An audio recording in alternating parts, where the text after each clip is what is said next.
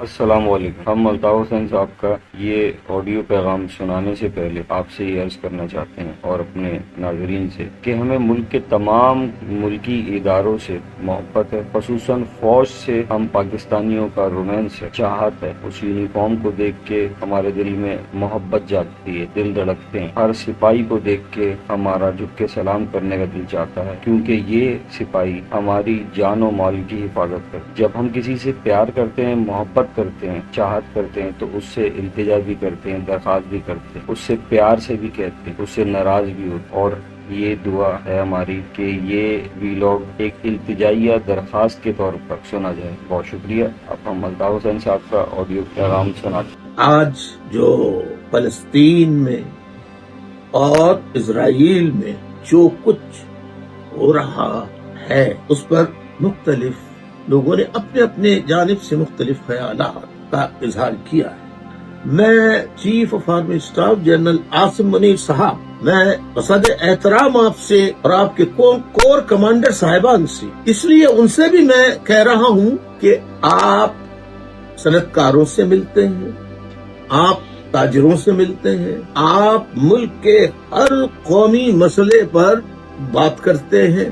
آپ کے corps commander صاحبان اپنے اپنے علاقوں میں جہاں کے وہ کور کمانڈرز ہوتے ہیں وہاں مختلف قسم کے مقامات، خواہ وہ تعلیمی ادارہ ہو، اسپتال ہو یا کوئی اور سینٹر، وہاں افتتاح کرنے جاتے ہیں، اپنے خیالات کا اظہار کرتے ہیں. اور جناب حافظ منیر صاحب، آپ تو معیشت کی بہتری کے لیے بات کر رہے تھے، آپ تو زراعت کی بات کر رہے تھے، زراعت کی بہتری کے لیے بات کر رہے تھے. آپ تو مختلف ملک ہے کہ ہم انوائرمنٹل حالات جو خراب ہو رہی ہیں، انوائرمنٹ کو بہتر کیسے کیا جائے اس پہ بات کرتے ہیں. چلیے آپ سارے مسئلے میں بولتے ہیں، ٹھیک ہے آپ بولیے، لیکن میں 2 دن انتظار کرتا رہا. 7 اکتوبر گزر گئی، 8 اکتوبر کا دن گزر گیا، آپ ہر مسئلے پہ بولے. لیکن آج فلسطین کے عوام سننا چاہتے ہیں کہ پاکستان کے چیف آف آرمی اسٹاف فلسطین کی موجودہ جو اس وقت صورتحال اس پر کیا اپنا موقف پیش کرنا چاہتے ہیں. کیونکہ ہمارے یہاں وزرائے اعظموں کی تو کوئی حیثیت ہوتی نہیں ہے، پوری دنیا کو معلوم ہے. ہزاروں امریکنز کے ٹویٹس موجود ہیں، ان کے ذمہ داروں کے، ان کے پریزیڈنٹس کے، کہ ہمارا تو تعلق پاکستان سے نہیں کہتے، ہمارا تو تعلق پاکستان کی ملٹری سے ہے، حکومت سے نہیں کہتے. تو آپ یہ بتائیے کہ ملٹری کا موجودہ اسرائیل اور فلسطین تنازع پر کیا موقف ہے، فوج کا کیا موقف ہے. قوم سننا چاہتی ہے، پوری دنیا سننا چاہتی ہے کہ پاکستان کا کیا موقف ہونا چاہیے. میں بچپن سے بہت چھوٹا تھا، کم سنی سے میں اپنے والد محترم مرحوم اللہ انہیں غریب کا رحمت کرے ان کے ساتھ جمعے کی خاص طور پر نماز پڑھنے مسجد جایا کرتا، خطبات میں سنتا تھا، والجموں والکشمیر والفلسطین.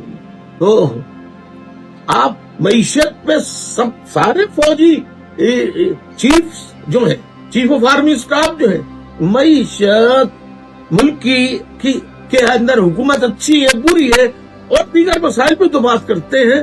لیکن جو ہم بچپن سے سنتے چلے آئے، اسرائیل اور فلسطین کا تنازع 74 سالوں سے جاری ہے.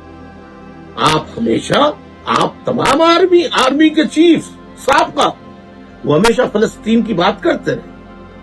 آج اس وقت جو ضرورت ہے سب سے زیادہ، اس پر آپ کا موقف قوم جاننا چاہتی ہے، قوم جاننا چاہتی ہے. برائے کرم آپ موقف دیں تاکہ قوم کو بھی پاکستانی اور بین الاقوامی طور پر بھی پاکستان کا موقف اور پاکستان کی فوج کا موقف آئے کہ اسرائیل اور فلسطین کے تنازع پر پاکستان کا کیا موقف ہے.